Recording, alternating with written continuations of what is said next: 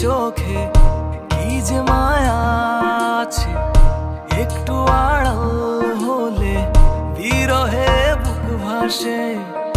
তোমার ওই দুটি চোখে কি যে মায়া আছে, একটু আড়াল হলে বিরহে বুক ভাসে।